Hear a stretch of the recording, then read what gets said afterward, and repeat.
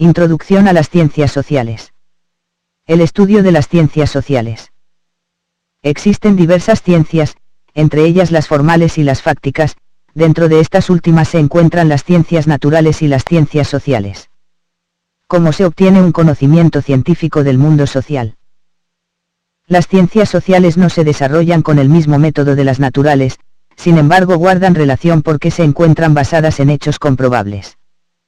El científico social utiliza varias herramientas como método de investigación, proceso que establece los pasos de la comprobación de una idea o concepto, conjunto de conceptos logrados por otros científicos que le permitirán obtener nuevas ideas, grupo de técnicas de investigación, como cuestionarios, archivos, datos, etc. Los primeros intentos de ciencia social se encuentran en la cultura griega, con Platón y Aristóteles. Después se dan algunos aportes árabes a su desarrollo, hasta llegar al Renacimiento, donde toma más fuerza su investigación. La Ilustración sienta las bases de la futura disciplina, dándose un mayor desarrollo en Francia con autores como Fourier, Saint-Simon, hasta llegar a Augusto Comte, creador de la sociología, que estudia las sociedades apoyado por el método estadístico.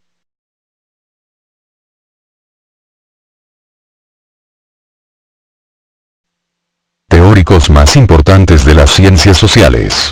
Carlos Marx consideraba que la sociedad evoluciona de acuerdo a las leyes de la dialéctica histórica, que consiste en el desarrollo social basado en la lucha por el poder, manifestada en la actualidad por la lucha de clases, proletarios contra burgueses.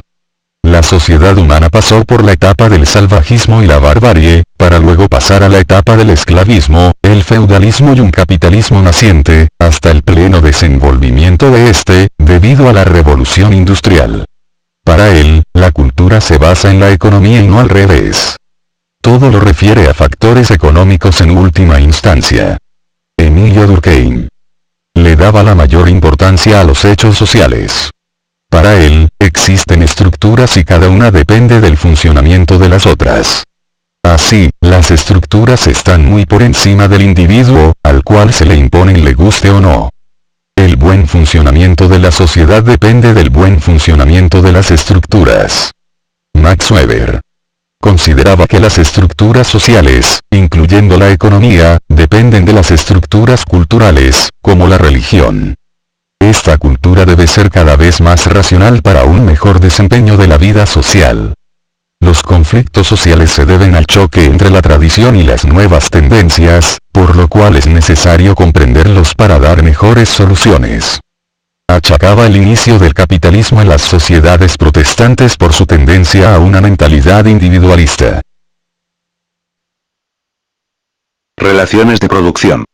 El hombre actual, que emerge al mundo de entre 100 y 250.000 años, se diferencia del animal en su capacidad intelectual y en la actividad del trabajo, que le permite no ser tan dependiente de los factores naturales para sobrevivir. De Homo habilis pasa a Homo erectus, que es cuando se diferencian pie y mano, que permite el uso de herramientas y la posibilidad de trabajar para satisfacer las necesidades. Posteriormente se evoluciona a Homo sapiens, con todas las características del hombre actual.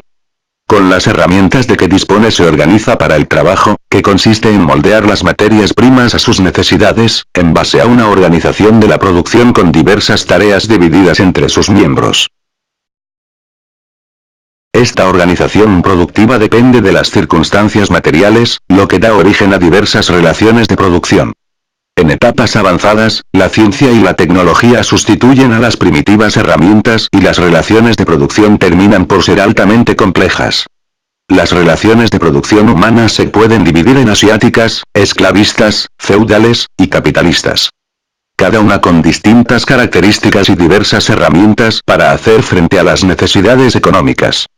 Para Carlos Marx, la estructura social puede dividirse en dos niveles. 1. Estructura material, se forma del material productivo, la infraestructura tecnológica, las relaciones de trabajo, la maquinaria, etc. 2. Superestructura, es donde se encuentra la espiritualidad de la sociedad, es decir, la ciencia, religión, moral, arte, filosofía, política, etc. Además, según el marxismo, el Estado detenta el poder a través de las armas y la ideologización de la sociedad, por medio de un conjunto de instituciones, reglas, normas y leyes, que regulan el comportamiento de las clases sociales en general y de los individuos en particular. El Estado y la sociedad cuentan con un conjunto de ideas, ideología y cultura que la sociedad va adquiriendo en el transcurso de la vida, como la educación, la cultura, sociedad, arte y religión. La base económica y en especial las relaciones de producción, son algunos cimientos de la superestructura, Estado e instituciones sociales, las ideologías y la cultura.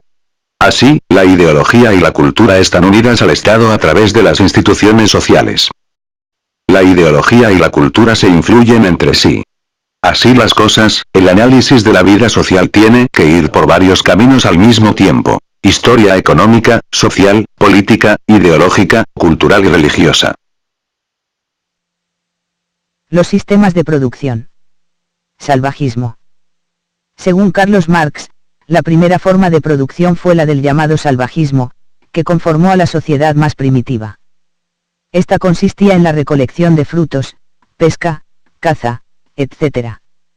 Se descubre el fuego. Barbarie. Durante la etapa llamada barbarie, se da el uso de los metales, la domesticación animal, el desarrollo de la alfarería, predomina el matriarcado. Comunismo primitivo. La tercera etapa es la del comunismo primitivo, donde inicia agricultura, la ganadería, y a la naturaleza se le da valor económico. En esta etapa aparecen las propiedades, comienzan las diferencias sociales, surge el patriarcado, pero no hay explotación, las relaciones entre los hombres son de igualdad. Diferentes modos de producción. Modo de producción asiático. Entre los 2500 años AC y 1500 DC y alejado de la zona europea, se da el modo de producción asiático, que se caracteriza por ser cooperativo y con distribución equitativa de los productos de trabajo colectivo. El poder se fundamenta en el control de obras hidráulicas, por las cuales el Estado recibe tributos y el trabajo de las comunidades. La ley y autoridad eran el rey y su familia, se trataba de un poder despótico. Etapa esclavista. Durante la etapa esclavista, que se da en todo el mundo, ya existe la propiedad de los medios de producción y la fuerza de trabajo, que era el esclavo. La herencia es la base del Estado esclavista, durante el cual aparece el sistema de derechos que justifican la herencia y la propiedad privada. Es común la meta de la conquista territorial y la propiedad de esclavos. En esta etapa surgen los filósofos Aristóteles, Platón, Heráclito, Sócrates, etc. Feudalismo. La siguiente etapa es la del feudalismo, que se desarrolla fundamentalmente en Europa. Su principal característica son las relaciones de producción y explotación que se sustentan en la propiedad de la tierra por parte de la nobleza, y la propiedad sobre el trabajador, siervo, y los productos de su trabajo. Las actividades económicas más importantes son la agricultura, el comercio y la artesanía. Las principales instituciones del control feudal se asientan en el ejército y la iglesia. En esta etapa alcanza su primer desarrollo la sociedad burguesa, que sin pertenecer a la nobleza, iba adquiriendo poder a través del comercio. Capitalismo. A partir del siglo XVI, el trabajador vende su trabajo a cambio de un salario para vivir en sociedad. Es libre para aceptar o no el trabajo, aunque con riesgo de morir de hambre si no lo acepta. Las actividades más importantes son la industria, el comercio, la banca, los servicios.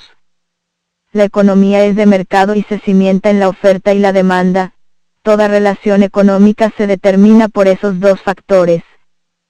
La sociedad se divide en la burguesía industrial, que son los propietarios de los medios de producción, y el proletariado, que son los trabajadores. Esta forma de producción avanzada, tiende por naturaleza a un mercado mundial. Socialismo y comunismo. Surge por vez primera en Rusia y se extiende por el mundo a mediados del siglo XX. En la actualidad se encuentra en franca decadencia, con unos cuantos países que mantienen ese régimen. Las diferencias entre socialismo y comunismo son las referentes al control estatal de la economía, en la que el socialismo no estatiza los medios de producción.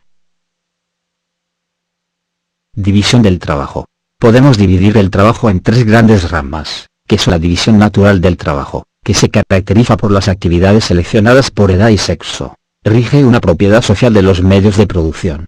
En cuanto a la división social del trabajo, se rige por las diversas clases de producción, ganadería, oficios, comercios, entre otros. Se da antes del desarrollo de la propiedad privada y las clases sociales. ¿Dónde se establece esta división? En esta etapa surgen nuevas profesiones, y aumenta la productividad, se desarrolla la industrialización, los servicios y las finanzas. En tanto respecto a la división internacional del trabajo, se refiere a la división de la economía mundial entre productores de alimentos y materias primas, y por otro lado, en el norte, que procesa alimentos y materias primas. Es la división entre los países desarrollados y los subdesarrollados.